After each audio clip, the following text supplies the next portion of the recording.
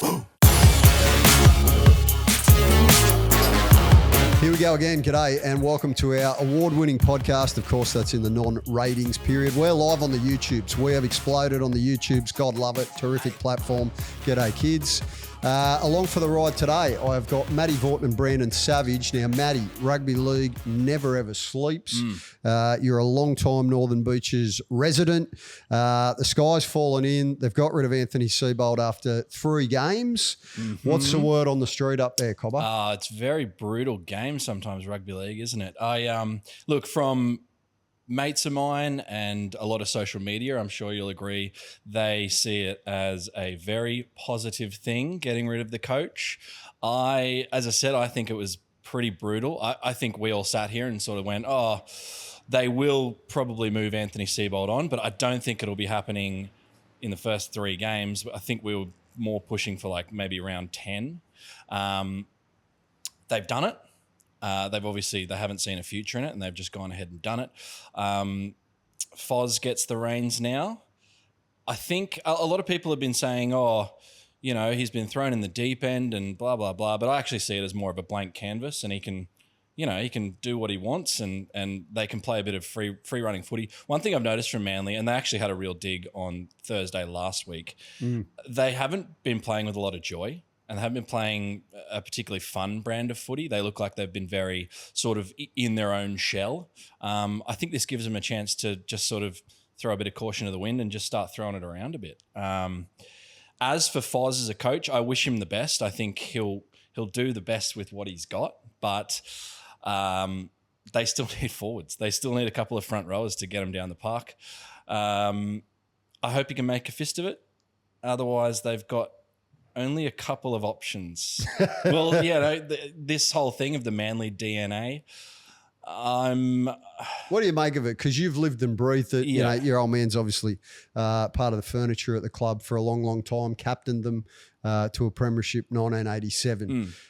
There's strong views on this. Do you believe there is something in that, or do you think it's bullshit? I think there was something in it. I don't anymore. I don't think, given the candidates you've got now, there's only a few. Like, let's look at it. People are calling for Desi to come back. They're calling for Jeff Tuvey to come back. I think the game's kind of gone past them a little bit, and at full respect to them, they were awesome in their day. The other candidates, you've got Foz, who will get a good crack at it this year. You've got Matt Ballin, who I think is probably the front runner. He's probably the guy I'd be going for. And then you've got a couple of other guys. Chad Randall's name has been thrown up. Michael Ennis's name has been thrown up. That's it. If you want to go with Manly DNA, I think if you want to keep it modern and you want to sort of evolve a little bit, I think you got to look outwards a little. If I was going to throw up a candidate, I can't believe his name hasn't come up. Sammy Burgess. Why hasn't Sammy Burgess been thought of? A bit of presence in the dressing rooms, and as I said, a bit of fun, like a bit of a character, someone who, as a player, you'd want to play for. I reckon he's similar to Kieran in that he's a recently retired player who, as soon as he walks into a dressing room or a club, commands instant respect. He's got a real aura about him, a real presence about him, Sammy Burgess. We've spoken about him. I hadn't thought of him. I think we did throw it up on this podcast a couple of weeks ago as like a left field when people were going, how could you possibly get rid of Seibold? You're throwing the baby out with the bathwater. It's like, hang on. Everyone's hearing the same stuff out of the Seagulls prior to Seibold's sacking, which was that there were cracks in the dressing room. The players weren't buying his game plans. The players had kind of gone off him as a bloke. That's not personal. That's just how it was. You've only got to watch. I'm not buying the crocodile tears from some of the players. Like, I think Jamal Fogarty, I reckon, is the only Manly player who's spoken publicly that I genuinely think was being authentic. That's not having a crack at the other blokes. I don't think the other blokes tried to sugarcoat it. If anything, I think they were honest. I saw Jake on television on Fox League last night, and he basically just, Jake's such an affable, happy-go-lucky, positive bloke and a champion player, and he just said, there's a bit of empathy there, but, we probably, we're half accountable, but, we probably needed a change, and I've paraphrased that. Yeah. But reading between the lines, there's not a lot of love lost there. No one's crying over Seibold's departure. Sammy Burgess would be left field. I reckon, Cobber, that there is something in that Manly and I'm not being a dinosaur here, I reckon that there is something in that Manly DNA, that lineage. I don't know. I can't explain it. But if you go back, right, and Brandon, I'm going to bring you in a sec because I know you're our numbers guru. Every time Manly's won a premiership, it's been with a bloke who played for the club. Yeah. They've won 8 of them since 1947, enormously successful. The numbers don't lie. I reckon that there is something there. Now, Mick Ennis is, he obviously got Matt Ballon. Credentials speak for themselves. Mick's uncle is actually Frank Stanton. Did I gibber about this yesterday or not? Yeah. I did, right. Yeah. Sorry. We're talking that often on this podcast that I'm forgetting what I haven't said. So there is some, if they want to go down that road, I think there is some lineage and some DNA there. I really like Chad Randall. If you look at what he's done at Canterbury, he's got runs on the board. Yeah. Done a long apprenticeship too. He has, and he was at Manly as an assistant coach, I think, when Trent Barrett was there. Then he followed Baz over when Baz got the gig at the Bulldogs. So there's options. I'm going to do it as my Wednesday wind-up. We're going to get to that a little bit later on. I'm all in on Foz. Like, from what I've seen from him already publicly, it's left field. Nobody predicted it. But I just like the cut of what Foz is bringing to the table. And all those blokes we've mentioned, aside from Sammy B, who's got some runs on the board over in England, they're all untested. They're all the great unknown. Yep. So I like the way that they've had the conviction and the gumption to give it to Kieran Foran over the soft option. The easy option would have been giving it to Jimmy Dimmick. Would have been a popular appointment. He's in there anyway. Happy-go-lucky, affable fella.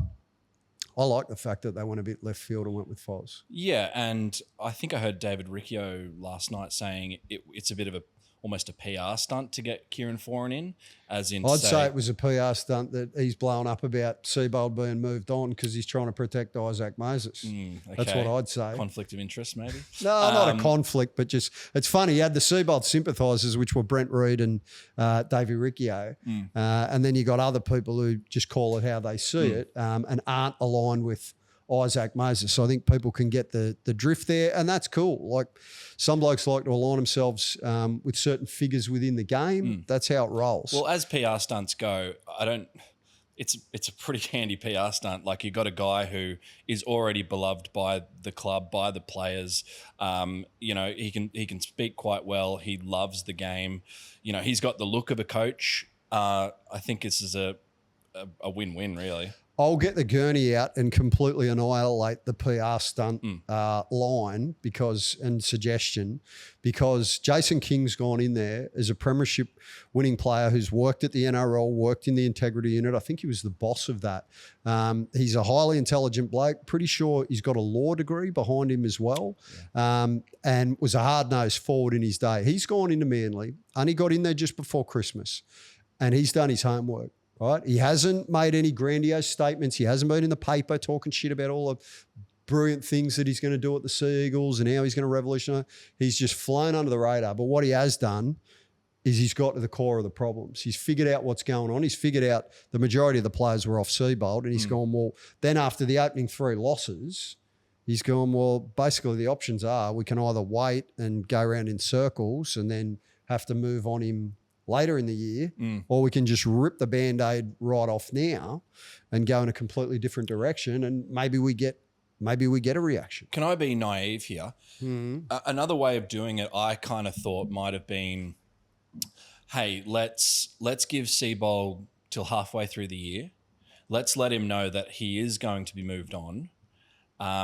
We totally expect him to be professional, just go about his business, preferably not leak it to the media, but in the background we will be interviewing candidates and getting ready for the back end of this year and next year. Was that a possibility? Am I being naive? Yeah, it flies okay in theory, but in reality in rugby league, it's fucking hard to keep a secret, Matty. Like, as soon as you tell Seabold that, he's going to tell his agent Isaac Moses. Then who knows how that then gets stage managed as a message publicly. And there's leaks everywhere at every club all over the game, as much as clubs try to keep a lid on a lot of things. So you can't, it's too hard trying to do business like that. But I understand the premise of it. Brandon, you're sitting out there Hello, on the Brandon. left Sorry, wing. mate. What's going on over there, Cobbo? I feel like you're about to fly off the top turnbuckle. No, I'm not. I feel like the way they've gone about it is much better than what that suggestion was. Just mainly because they've got the noise away from the fans. The fans were calling for it. So when the fans start calling for it, that's pretty much when you've got to make a decision whether he's your coach going forward or you're going to sack him eventually anyway. And I like that they've done it this early in the season because think about it in cricket terms, I guess. You got 3 overs left. You got 200 to chase. There's no chance you're going to get it. You may as well have a 3 throw at the stumps, and that throw at the stumps is Kieran Foran. So I think the fact that they probably want to try and test him, they really haven't got a coach in mind at the moment. They've probably got a little bit of a short list, but they want to see how Foz works out. So I think this is smart. It allows Foz to come in with no pressure and just see how it goes. And then if it doesn't work out, he's not enjoying it or things aren't going the way they kind of planned for it to happen, then they can look for a coach and Foz can go back to assistant coaching what his initial plan was, and there's no love lost. At least you're having a throw at the stumps, and if it hits, then the game finishes early. Yeah. Mate, I like that analogy. Once again, you're showcasing why you're on the big bucks on this podcast. One more thing I will say about this, and I think Brent Reid made this point a couple of nights ago. Their ownership, Scott Penn. Yep. If you want to own a team, fine. That's great. Good. You can do it silently. You can do it 100,000 miles away. But if you want to be on the chair, if you want to be on the board, if you want to be the chairman of a club, I do believe, and I do agree with Brent Reid on this, you've got to be boots on the ground. You've got to be in and around the club. To be 10 months out of a year, not even in Australia. Look, it doesn't seem like he genuinely cares, in my opinion. No, it's a fair take, Matty. I think, when you look at the Bunnies who are privately owned, right? Rusty's overseas a lot of the time and shooting his movies or his Netflix stuff or whatever he's up to. Mike Cannon-Brooks is obviously busy running his business arm of Atlassian. You don't see or hear a lot from those blokes publicly, but the chairman, Nick Pappas, he is around and he has got boots on the ground to a degree. You look at the Chooks. Nick Politis is heavily invested, even though he travels the world for business, mate, he is constantly ticking over in terms of rugby league and what's going on with his club. You can look at the Melbourne Storm and Matt Tripp, hugely successful in business in his own right, but also very, very hands-on in terms of what's going on with the footy team. Scott, I thought Scott did himself a little bit of a disservice in front of the cameras the other day on the Saturday. I think he comes across as a bit naive. I know his family is independently very wealthy and have been very successful in business. And I think it was his mum and dad who initially decided that they wanted to tip a lot of dough into the Sea Eagles. To begin with, it was a bit of a split between them and Max Delmege and the Delmege family. Then Maxi went broke and the Pens ended up tipping a lot more dough in and they've now got the whip hand. I'm with you. You can't live in New York. I think Scott likes having like a shiny little toy. That my football team. I don't know him. All of that. But it does look like a bit of a vanity project. He does come across with a little bit of the plum in the mouth. And I don't know that we've ever had to do a hard day's work or anything like that. And that's not a criticism. That's just stating it how I see it. I'm a big believer though, and we'll wrap up. We actually weren't going to kick off on Manly, believe it or not, but it is the biggest news story of the season so far. So I can understand why we're now talking under water with a mouthful of marbles about it. That's one drink. One drink? Yeah, one drink. What's the one drink? Your colloquialism. Yeah. Are you leading this? No. There's someone in the comments. Is this you and your mates? No, there's someone in the comments that is saying every time you do one of your sayings, it's a drink. They're playing drinking games, listening to the podcast. Righto, just drink responsibly, kids. Don't follow my lead. Don't do it irresponsibly, please. Sorry. I'm a big believer in Jason King. There's something about him. Well, you're talking DNA. He grew up on the Northern Beach, played for Belrose. Exactly, right? And I think that's the best appointment that they've made in a long time. That's not a knock on Tony Mestrov, but Mezzi was mates with Seabold. Mezzi did employ Seabold. I don't think any other club would have brought Seabold in and given him the opportunity if there wasn't that link with the previous CEO, Tony Mestrov. So as soon as Mezzi was gone, that meant Siebes' protection racket was over. Kingy's got in, surveyed the landscape. It's a brave decision. Like people are calling it a PR stunt and a basket case and their administration's up shit creek and all that. Well, okay, they've got some challenges going on, but you know what? They've got a bloke who's the CEO now who bleeds for the club and wants to see them do well on the field. And I think now the best thing Manly's got going for them, Manly historically has always been able to handle ownership shit fights, boardroom blues. I think the year that you won 40-0, there was constant wars going on between the Pans and the Delmashers and 5-2 in the boardroom, and it was a circus. But the one thing that they've got going for them at the moment is everyone's united in terms of the playing group, the coaching staff and the front office. Forget the boardroom and the other appointments. That always serves Manly well. So I actually think I'm going to do it as my Wednesday wind-up, another one of our award-winning segments on this podcast. I think Foz might shock everybody a little bit Thursday night. I think we can get a response. I'll give you a spotted as well. Oh, spotted? Yeah. Saturday. Not Mick Ennis and Tommy Turbo. No, this is they're in Brighton. It's a fallout, a spotted fallout. So Saturday afternoon up at Ferretville, where the Forestville Ferrets play. Anthony Bulldog Richie? No, Anthony Seibold spotted with Tony Mestrov and Matty Nabel. Oh, yeah, Nabes is good mates with Siebes. Yeah, he's always been a big believer in him. So they're up there watching the A grade. Okay. I was going to go, but I actually preferred not to. I wanted to watch some footy on the TV. Some NRL. I'll tell you what, you have got eyes and ears all over the beaches. That's a very good spot. Yep. That'll probably end up in the paper off the back of this. Ooh, that would have been great listening to Matty Nabel commentate the Forestville Ferrets. Yeah, or... in real life. He should commentate the whole drama. He'd have a funny take on it, Nabes. He's got a good sense of humour. Righto, let's rip into it. And top of the agenda today, the Bulldogs at 6s and 7s. So we saw Cameron Ciraldo after the loss to Newcastle over the course of the weekend.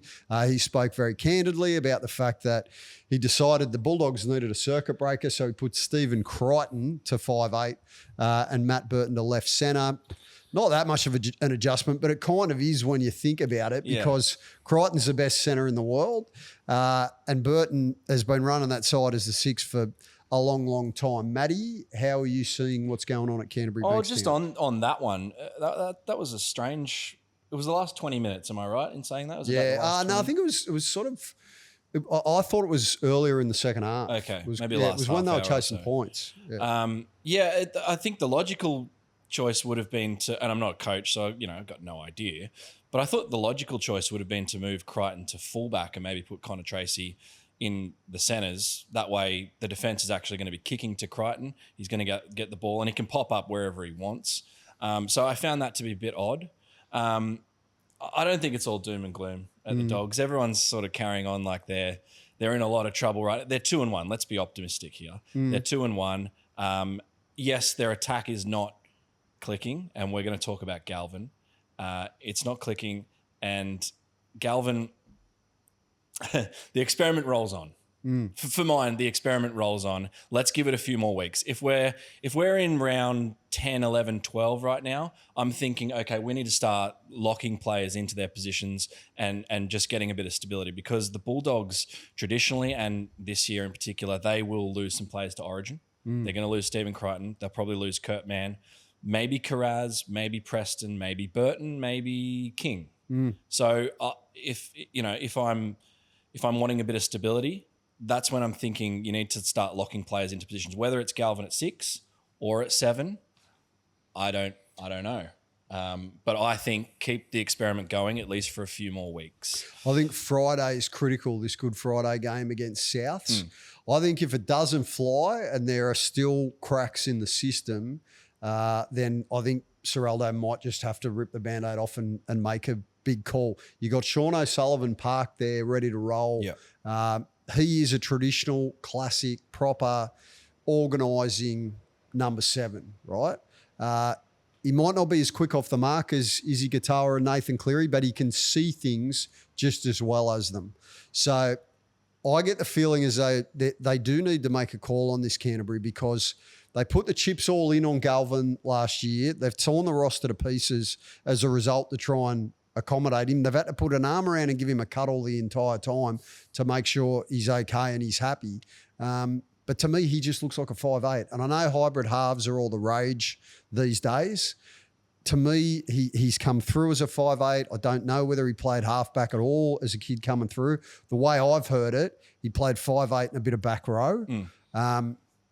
So I think it's getting to the point where you can't be chopping and changing Burton and Crichton during a game. To me, that doesn't make bizarre. A lot of sense.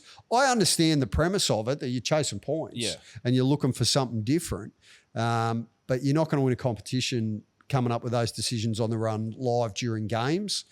I think if Galvin doesn't work at 7 against the Bunnies, then I think it's time to bring O'Sullivan in as the 7, shift Galvin to 6. That puts Burton in the centres.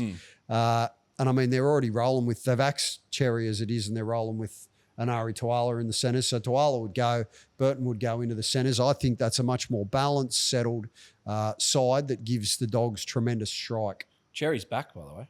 He's back on the bench. Yeah, I don't know whether he could get a run. Yeah. I agree with you. Galvin is, for mine, he is an out-and-out 6. However, you look at guys like Nico Hines, Jerome Hughes, and there's a couple of others who have had to totally radicalise and change their games to fit into that 7 jersey. They've been able to do it. I think it's safe to say Jerome Hughes has done it. Nico Hines has done it.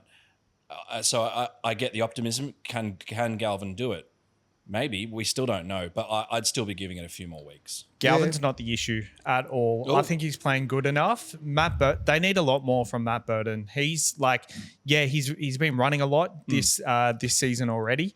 They need a lot more from him, and I feel like this is shit coming from the Bulldogs because I feel like I was a bit light on it yesterday. I don't want to put Darcy in an awkward position because she works with the club, but are you sacking Cameron Munster and putting him into the centres because you need points because you're not scoring points? No, that's disrespectful to your gun 5'8". If he's your 5'8", he stays there. If you're chasing points, then he's got to be the 5'8".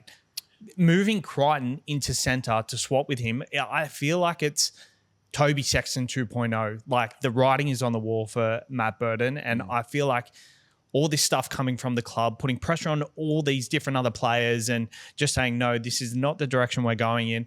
It's shit. Just make the decision. You're putting pressure on Galvin that doesn't need to be there because he's been one of their best players. Sean O'Sullivan is the perfect pairing from him. You've had 2-3 years from Matt Burton to really get him into that leadership role, and he hasn't taken a fist of it. And they've publicly backed him, but are they just going to backstab him whenever they decide to finally pull the trigger? Matt Burton, I don't know if he would have taken it personally. I don't know Matt Burton, but he might not have taken it personally when he gets shifted from 5'8" back to the centres. The thing is, Matt Burton is a centre. He's actually not a 6. In my opinion, he's a running centre. When you think of all the great moments in Matt Burton's career, whether it's for Origin, whether it's for the Panthers, they've happened with him in the centres. That in itself is an experiment. Matt Burton at 6, right? It's a bloody good point. No, yeah. Matty raises a bloody good point. The only thing I would say about when he got switched, you see the Doggies GM footy, Adam Hardigan, who's got the headset on. He's actually out on the field talking to Burton during the game. It looked left field. Pretty bloody unique, right? Yeah. You don't see that very often. I'm trying to think the last time. Well, Nathan Brown famously went down and gave Basil a little clip around the year one Lance day. That didn't go down real well back then. But it certainly wasn't as dramatic as that. But to me, Burton's body language looked like, what? What do you? Yeah, right. Okay. I won't swear because I've already sworn already once. Do you think he's going to get squeezed? Well, this is the thing with what Cameron Ciraldo is building at Canterbury, right? Rightfully, they get a lot of raps because if you look at Canterbury's trajectory since Ciraldo has taken over at head coach, he has made some enormous decisions. He put a broom through, there goes Brent Reid in the ambulance. He put a broom virtually entirely through the playing roster from when he initially arrived. he's had to get rid of popular players when they were sitting on top of the competition. I'm talking about Reid Marnie and Toby Sexton and those decisions from last year. They finished top 4 last year. They go out the finals in straight sets. Then this year they win in Vegas. I think most of us thought that performance was reasonably strong from Canterbury Bankstown over there. They're off to a winning start in a Golden Point epic. And then he comes back and decides, bugger it, you know what, I'm not happy with Bronson Cherry. I'm gonna wrestle him out of the side. I'm gonna bring Anari Tuala in.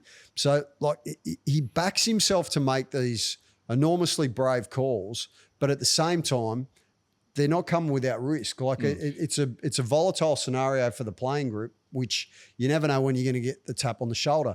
To your point from a minute ago, Brandon, about Matt Burton, it's becoming glaringly obvious now that Matt Burton, if anyone else is going to go, we've seen Marnie go, we've seen Sexton go. If anybody else is going to get tipped out of the Bulldogs, well, Matt Burton's $1 at the moment because he's on $1 million a year. You can't have $2 million centres with he and Stephen Crichton. I'm happy with Crichton as a captain of the club, everything he brings to the Bulldogs, being paid over $1 million. He is worth every cent of that. Look, you can do it because you can do whatever you want with your salary cap, but leaves it very unbalanced. It does leave you vulnerable in other areas. I think that Matt Burton is a starting 5'8" in probably 10 NRL clubs. There's a handful of NRL clubs where it just doesn't work. Like, I feel like he had a good thing going with Toby Sexton. They probably just needed a bit more help elsewhere attacking-wise. But I feel like in this current setup, he probably doesn't work there. And in the centres, he would be fine there. I think back to Bronson Cherry as well. He's acting as well. Looking back at that, he didn't let a try down on that edge. And that was the edge that in the first round, that was the edge that he apparently didn't want to play on. And Stephen Crichton and Jacob Kraz changed sides in the offseason. So they've completely switched their centres and wingers. And a try got let down that edge in the first round as well. So if the pressure was on Zeri, it should have been on the other edge who... Zeri or Cherry? Sorry, Cherry. I say Zeri sometimes. Zeri's his long lost... He's a distant relation. Yeah, and I'm all for people like Cameron Ciraldo making these decisions, but it's just like... It doesn't look good. It doesn't look good of how many players it's gone downhill, and they're really good players as well. I think you've got to make a clear direction on where you're going and just stop tiptoeing around it because you're putting a lot of pressure on someone like Matt Burton who has played good footy, but he's just playing in the wrong position in that side at the moment. The knock on Burton always, and there was a period where when Ciraldo first came to the club, he made Matt Burton the halfback. He actually put him in the 7 jumper. The knock on Burton always has been that he doesn't talk enough, right? Quiet. So and I think this is the issue with Ian Galvin. I don't think neither of them are enormous talkers or organisers. Burton's kicking game to me is nearly as good as anybody in the NRL. Long, short, great variety. He certainly has all of those absolute top shelf qualities to his game. But the fact that he isn't a big talker, certainly that's seen as a knock at the Bulldogs.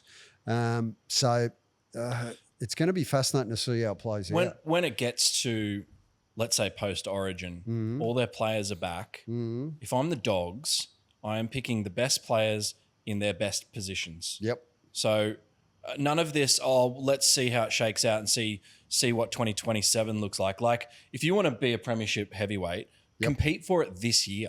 And then when it comes off season, then, who knows? Matt Burton might go, look, I'll take unders to stick around because we're onto something good here. Like, play for this year. Let's not play for 2027 or 2028 or blah, blah, blah. Like do what Penrith did. They managed to retain some players. Unfortunately, they had to shed some players, but you got to play for what's in front of you. And the way Penrith kind of do things, they don't do it like very subtly like the Bulldogs have been doing it. Like Isaac Tungo got dropped in the first round. So, but they've made it clear to him, these are your issues. These are why you need to come back. He didn't kick up a stink at all. Whereas the Bronson Cherry drama folded out. I think he was probably getting flashbacks of what happened with Toby Sexton and Reid Marnie. He's feeling like he's next on the chopping block and he's probably his first grade career is done at the Bulldogs.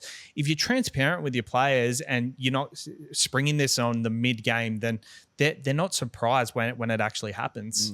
Yeah, you raised some very good points, boys. There's no doubt the doggies, they do like to try and control the narrative. Geez, I'm glad Darcy's not here today. Darcy, mate, I'm sorry. You'll get right reply tomorrow as always, and I'm sure you'll defend the club. But no, there's no doubt. You can tell when you watch certain journos that they're definitely getting party lines pushed to them and certain narratives. But look, it all shapes for an epic Good Friday blockbuster out at Accor Stadium. They face the Bunnies and Clint Bennett. Wayne Eastwood, he was cranky after the Bunnies.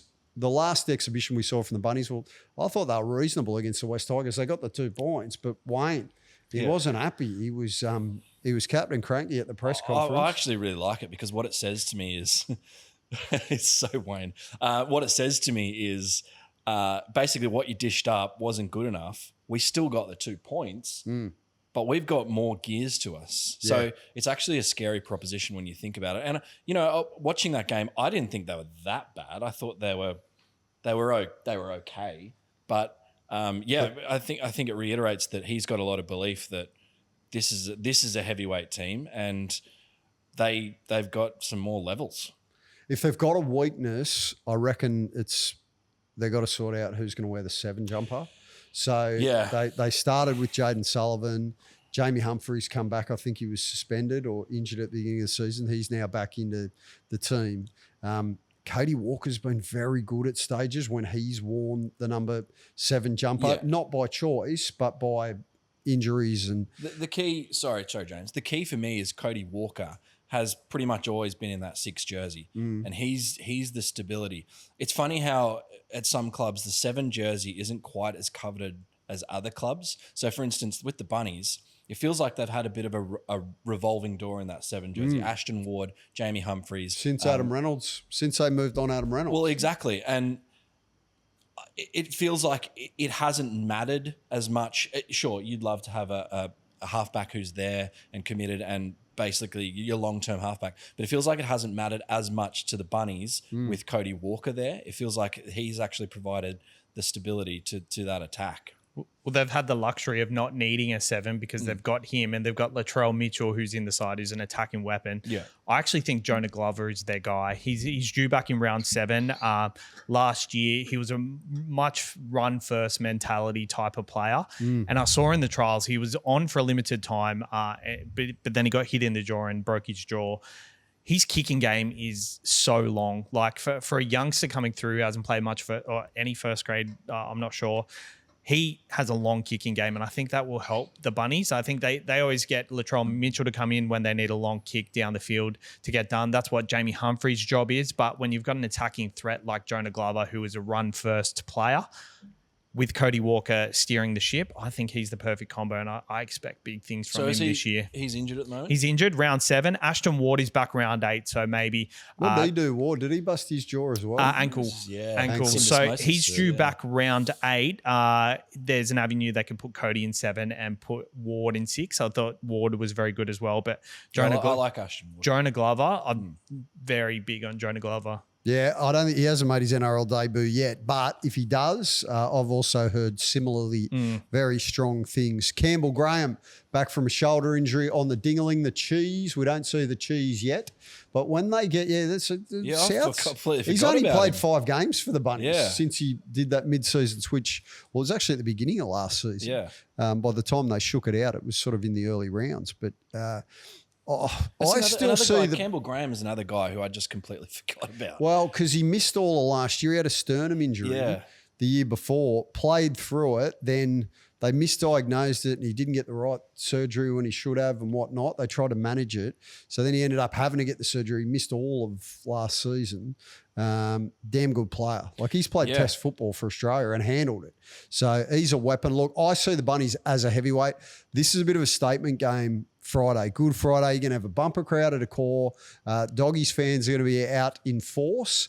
And if Souths can get the win, I think they can really start to build some momentum off the back of that. How are you seeing this one, Brandon? This is definitely a statement game. I'm looking at the Bulldogs, and I think the Bulldogs' defense is too good, but the Rabbitohs attack is electric when it's at its best. So I remember this game last year, 32-0 Bulldogs against the Rabbitohs. It was a carve up, wasn't it? It was one-way traffic. Yeah, so there might be mental scarring from that. But so, No mental scarring. They'll want to square up. yeah, fair. 13 games they've played, the Good Friday, and South have won 9 of them. So they have had the Very nice. Listen, Yep. you blokes crunching the numbers. It'll be- Wow, you've been talking to Middo again. haven't Did you work out who Middo is? you? Yeah, he found out? still hasn't. You need to He's go. still- You need to watch some old footy show highlights. Yeah. Oh, is he a guy on the footy show?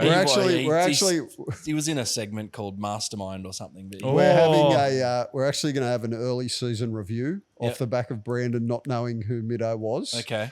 So everything's up on the hoist, and we're just Could be going a over. D minus. Yeah, we're just going over everything with a fine tooth comb. Not knowing who David Middleton is, fail. You got to know who Middo is. Very big figure around the game. Good fella, very good fella. Looks Middo. familiar. Yeah. Mate, he was on Channel 9 for years. It wasn't only Mastermind. What they used to have a funny segment. They get, he like had kids music on. and everything, and he had a top hat. Yeah, and they get kids on And a to cane. who obviously were entrenched in their rugby league knowledge. They get kids on to Take him on. in rugby league trivia, basically. And they give him a run for his money sometimes too. But he's an almanac, absolute almanac. Like you, Brandon. Don't know about shifting that. gears, the Newcastle Knights getting it done without $2.7 million worth of talent. No Carlin Ponga, no Dylan Brown.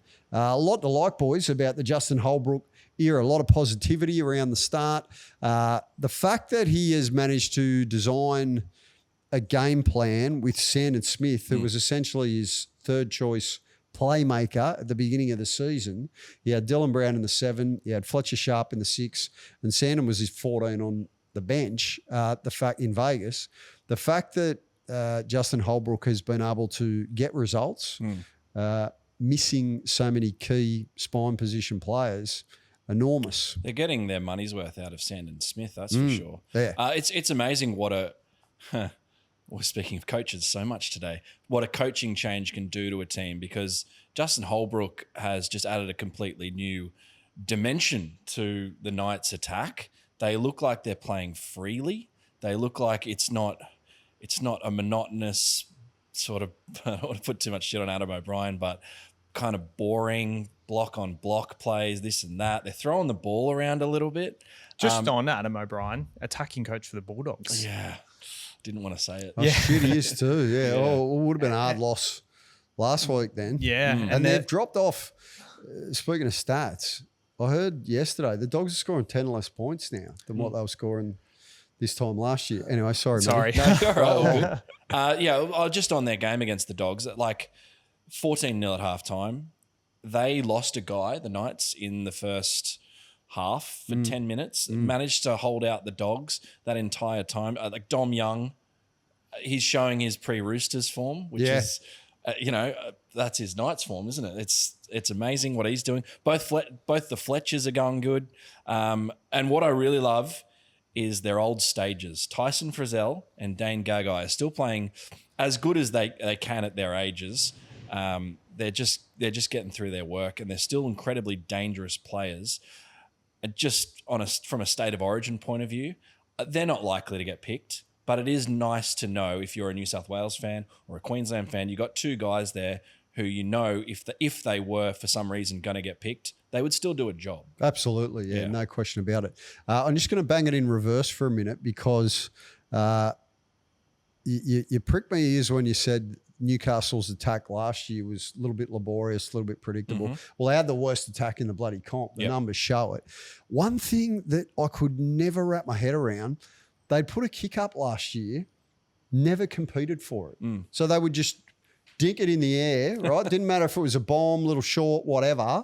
They did not compete for a kick. So they'd clearly been coached. The only person I can think of competing last year for a kick would have been Fletcher Sharp, because I know that's kind of his bread and butter. But yeah, as a general unit, they kind of look up and wait for it to get to the opposing player and then sort of gang tackle. They were back in the defence. Yeah. Which the defence had its strengths, but I don't know. I could never wrap my head around that, especially when did Dom Young go there? It was sort of mid last season, wasn't it? They were second in defence by round 12. So then what happened? And then they had the Kalen Ponga or the Fletcher Sharp and Kalen Ponga injuries happened. I think they just gave up because their defense went to crap after that. But their attack was always the issue. They were doing really well in the first 12 rounds. You look at their players like Dane Gagai, Bradman Best, Greg Marju, Dom Young. It's one of the best back five in the competition. Yeah. And they've got Dylan Lucas, Jermaine McEwen. Obviously, their forward pack is just a bit light on, but they're overachieving. Pasami Saulo. Trey Mooney wasn't even in the side on the weekend. He's a good signing. Yeah. Mooney. I know he didn't play last week, but he's going to be, he's a good signing. 100%. And Harrison Graham, I'm so impressed with how he's gone, eh? When are the superstars back? So I think Dylan Brown is 2 weeks away. So I heard Adam O'Brien say that not next week, but the week after he should be good. And then Kalen will be a couple of weeks after that. I did hear in the post-match press conference, he was saying that he hasn't locked in his halves for the year. Like at the start of the year, the only reason Fletcher Sharp started over Sandon Smith was because he just felt that was right for the game plan. I wonder what. Who said that? Sorry, Holbrook. So it looks like that Sandon Smith and Fletcher Sharp might interchange here and there depending on game plan. No. I remember. No, he went back leading into Vegas, Holbrook, because it was quite a point of discussion and a topic. Leading into Vegas, he was asked numerous times what's going on, and he was like, "Mate, Fletcher Sharp has won the spot. Yeah. He's got his nose ahead. I think Sandon can still play a role. We love what he brings. He's going to be our super sub, but Sharp has earned the 6 jumper, and he proved it in the opening 15 minutes or whatever it was until he hurt himself over there. He was on fire. I'm glad you raised Jermaine McEwen and Dylan Lucas. Those two, they don't get a lot of hype or a lot of publicity, those two. McEwen's a great story. I'll go into it another day, but he's had to fight tooth and nail to get to where he is today. He's going to be a very, very good long-term NRL player. And Dylan Lucas, he started off in the centres, but... Bolter for Origin, they're saying, maybe? With a 6-man bench, yes. Lots of back rowers. Which one? There's a dearth of back rowers. Like he'll be 18 maybe? Yeah. Look, he could do a job, absolutely. You're right, there are a lot of back rowers. I'm a big Hudson Young fan. I want to see Hudson starting. Liam Martin picks himself for the Blues. Who have you got in your Queensland back row at the moment? Finifuaki. Helam Lukey would be there, I reckon. Lukey and Finifuaki? Jeez, he's playing good. He is, yeah. Fuyaki, doesn't he? He just impose himself on games. They're both right edges though, so that's a bit of an issue. Oh, it doesn't matter to us. We don't play that. You'll probably that just game. pick Ruben Cotter and just win anyway. Yeah, of course. Now, Newcastle's opponents Sunday up in Steel City, the Raiders. Have the Raiders lost their edge? It hasn't been the start that they would have wanted. They've been in games. They've been in every game. But these are the close contests that last season they were finding and manufacturing ways to win. This year, they haven't quite been able to pull a trigger. What's going on? To me, they just... You're not worried? No, not really. They need some more time together. I like the look of the little halfback. I think I like him more than I like what Fogarty was doing there anyway. I know he's only early doors, but I think he's got plenty of room to kick. I think individually they're both playing pretty well. They just haven't been able to put it together. My concern is they're playing well, but they're 1-3. They've got to start getting some wins. Yep. And look, since they started playing in 1982, Canberra, I mean quite literally, Canberra, their home ground, has been a fortress, and they've lost 2 games there this year. Yep. So I think that's a concern. You got to start winning at home. Because come middle of winter, teams are not going to enjoy going down there. Can we check, please? I think I know the answer to this. I think the only games that they lost at home last year were the 2 finals, I think, because that was a big theme for them last year. I know they lost to Manly, I think, down there as well in round 3. Was it down there? Yeah, I'm pretty sure. Okay, well, sorry. Well, that might be the only game. I know last year it was a big theme that we want our fortress, our home, to be a joint that opposition sides dilapidating home hate coming to play at. It does need some work. Albo, come on, mate. Kick the ashtray, kick the tin. Find something for the poor old Raiders, mate. They lost against the Dogs at home. Yep. That's right. That's right. They beat from 22-0 down. Yep, but every other game they won. Oh, really? So Manly must have beat them. Manly Must have beat been them. Manly beat them at their home ground. Okay. Yeah, Manly beat them at Okay. Brookie. And You're at Chalkies or the Four Pines Brewery by I think I was by full cross-eyed. time. What's your read on the Raiders, Brandon? Well, I said it the other day that defensively they're just letting in more points than they did last year, and I think I put it down to look at their whole right edge this year. Ethan Strange has gone over from the left to the right. Noel Martin is their right edge back rower. I like him. Matty Nicholson last year. And Simi Sasangi is on that right edge. Matt Timoko was their right edge there. He is, but that's a completely different right edge there. Whereas last year, they were killing it with the side they had. So maybe it's just taking a bit of time to adjust. Ethan Sanders on the left, maybe some of his movements are triggering some of the other guys, and they're just not on the same page at the moment. So I think their combinations are just going to take a while to work out. Simi Sasangi, I'm not sure if he's going to be there long term. I heard Ricky say that Timoko will be back in the side, and when Sasangi is called upon, he'll come back into the middle or on the edge. But I think that's going to take a while for them to get used to. I think Ethan Strange on the right he's taking a while to warm into it. I don't know about moving him to the right. I understand it because Ethan Sanders is a left foot kicker, but you're taking away one of your biggest strengths in your side by having Ethan Strange move from the left to the right. I'd be interested to know, you raise a very good point. I'd be interested to know where Strange played when he was coming through as a kid, if he played on both or if he played predominantly on the right or more the left.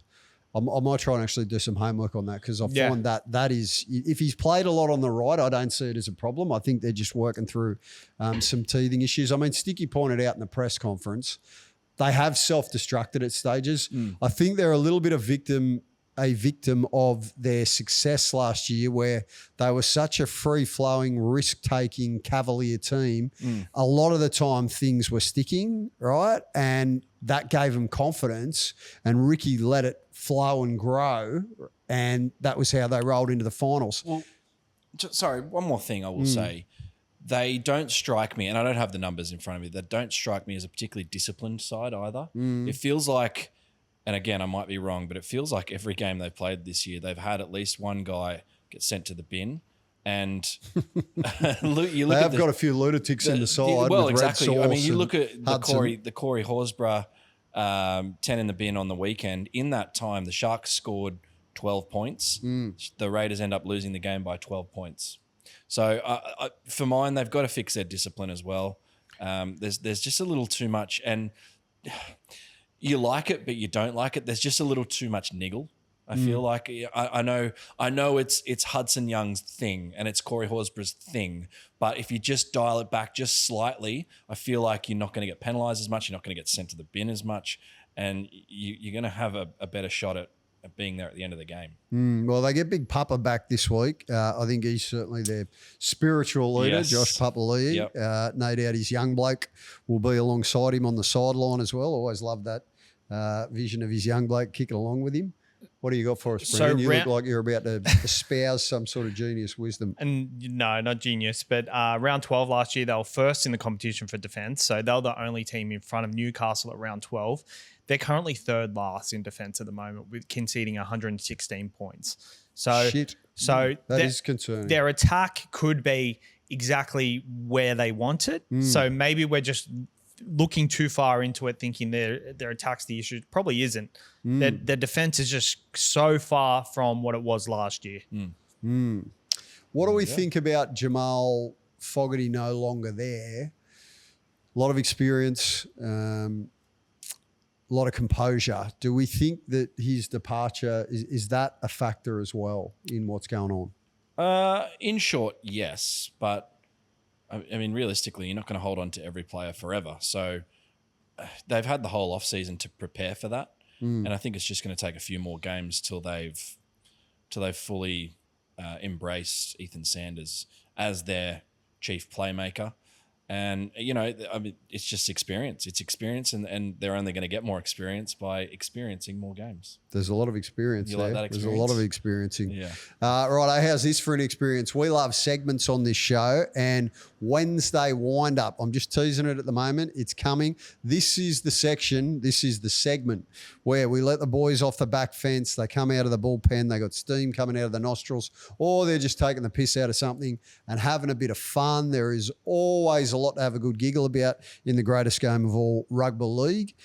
So we're going to get to that. But before we do, I think are you winding up this Wednesday, Matty? I'm gonna give it a miss because the weekend's been and gone, and I'm not as wound up as I was. Okay. Yeah. What were you wound up about? Oh, look, we've been pretty good on the refs so far. Oh, there's been no referee bashing on here. Absolutely not. But there were a few specific decisions made on the weekend that I really, really disagreed with. Mm-hmm. I'm not going to go into it. Maybe we can save it for Friday. Okay. Fired up Friday or something. Fire up Friday. Yeah. I like it. We've got the Friday fill up too, don't forget. Oh, well, that could be cancelled after how bad we've been doing. Yeah.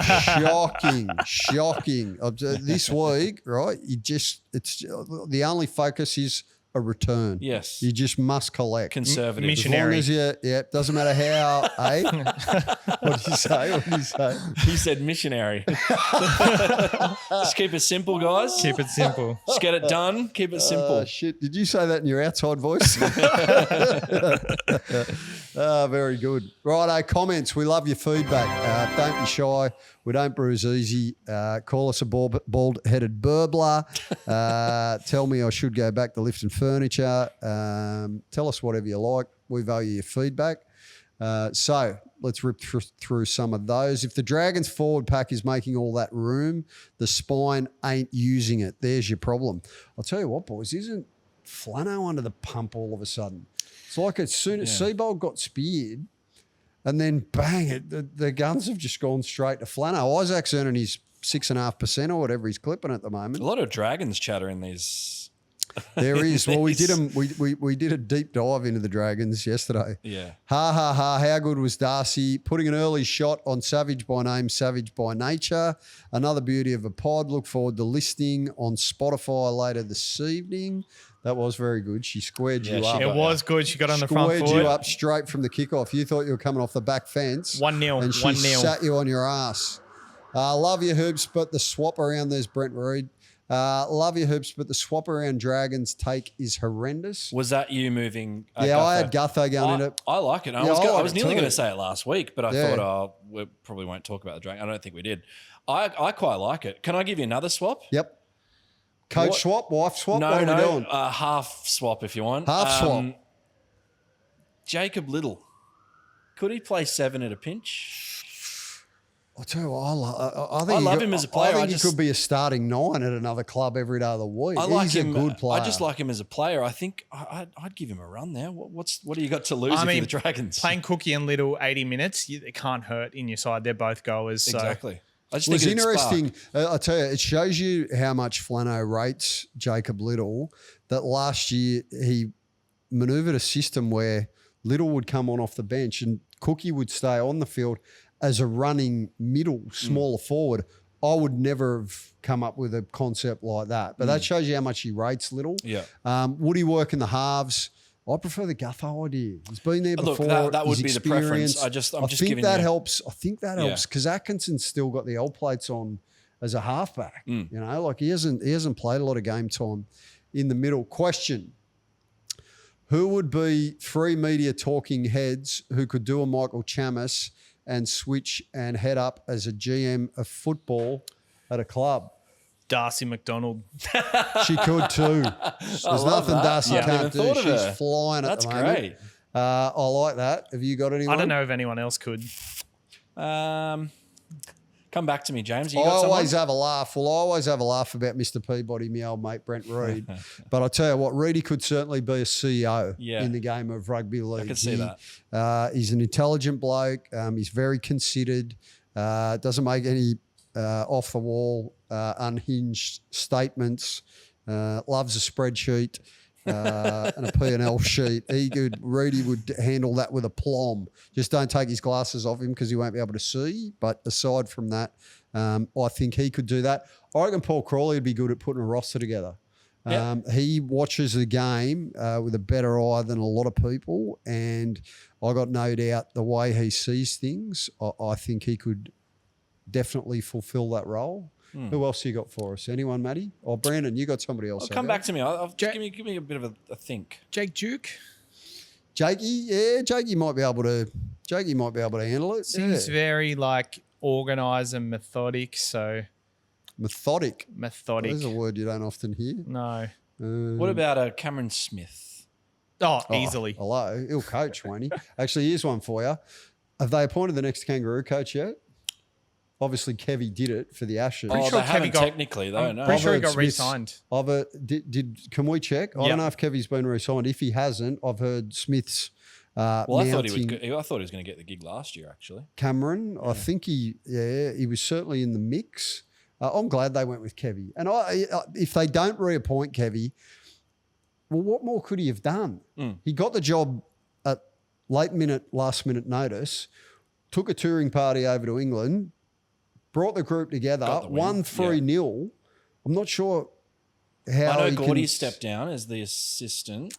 I think he has. But does Kevy have? I think he's got aspirations to come back to the NRL. Does he not? He probably does, but at the same time, mainly a good landing spot for Kevy. For Kevy, I think he could help. Well, put it this way: he took the Broncos to a grand final after Seabold got him a wooden spoon He last time. He doesn't have Manly DNA, but he doesn't have Manly DNA. But that's not bad. It's not. No, he's a big culture guy, and if you're gonna build your team around culture, then I don't hate it, Yeah. And I feel like if you've got the right people around him, just like Foz in the assistant, maybe get another assistant along to help. Let's give Foz a little bit of time, boys. Yes, let's give I Foz agree. a little bit of time. But I like that shout. Yes. Kieran gets the same roster as Seabold.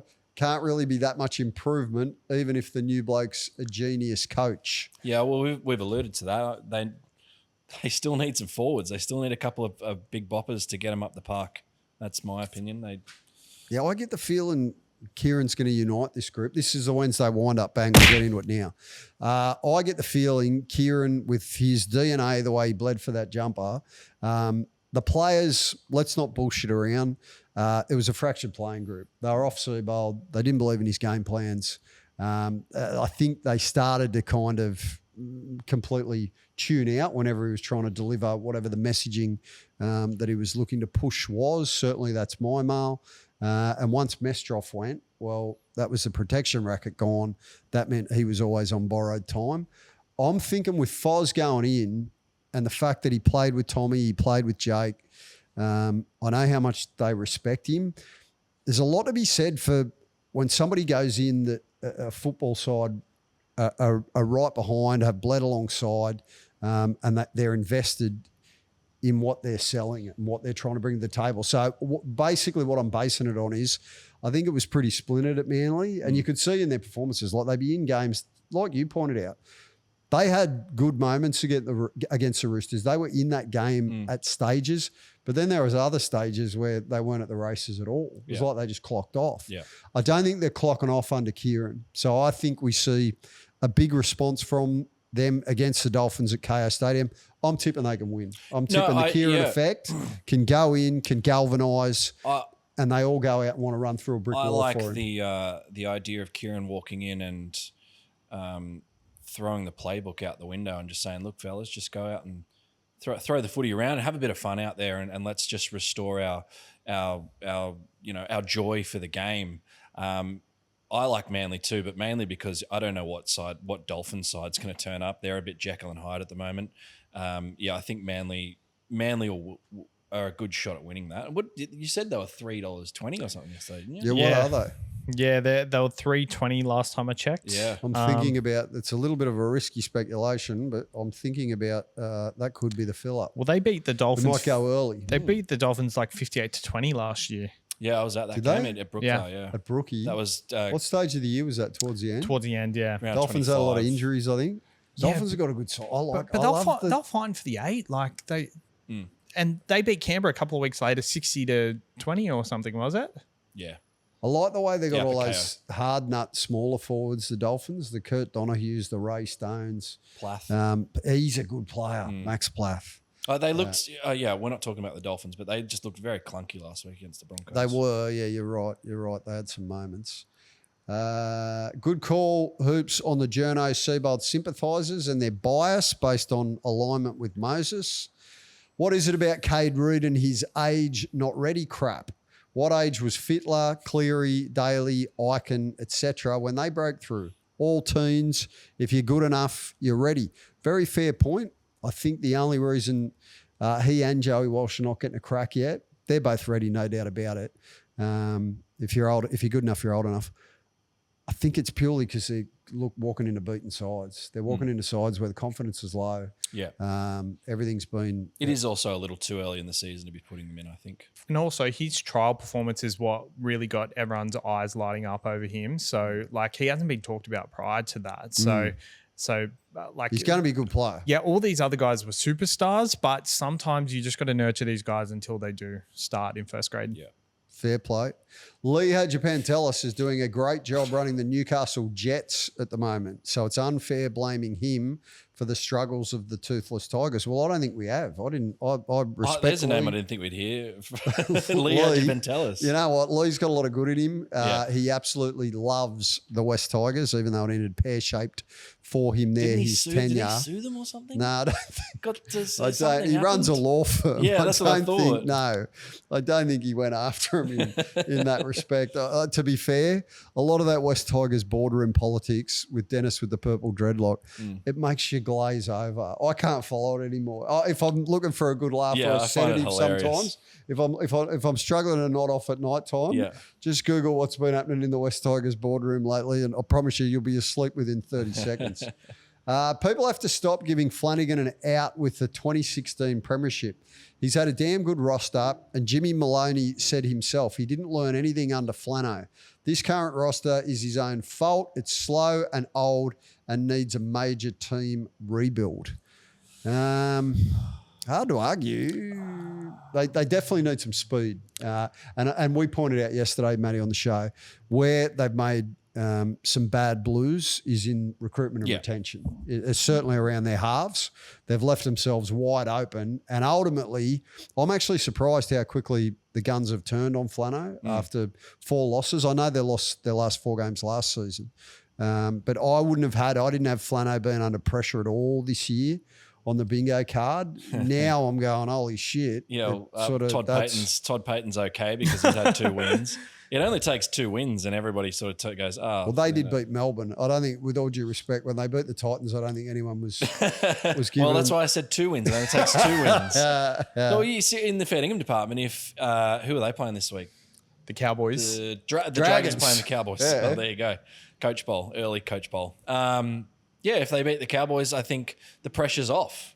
Don't you see it that way a little bit? Oh, they just need to win. Yeah. They just need to win to quiet the noise. Then all of a sudden you're not up on the hoist, getting everything pulled apart 24/7 in all the mainstream media. And I think in hindsight, that chatter about him saying, we're not going to win the comp by any imagination, like I think that's done him well. It's proven accurate. Yeah, I don't know whether he meant to say it in his outside voice, but it has proven accurate. I think it'll work in his favour because when the tough conversations happen, he can say, "Well, look, as I said, we were not going to be winning the competition." They don't need a rebuild either.